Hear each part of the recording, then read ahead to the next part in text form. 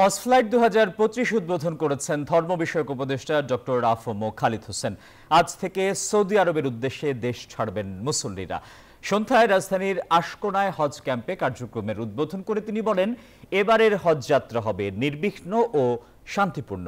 জানান, আগামীতে হজ পালনে বিমানের পাশাপাশি জাহাজে জেদ্দায় যাবার ব্যবস্থা করবে সরকার।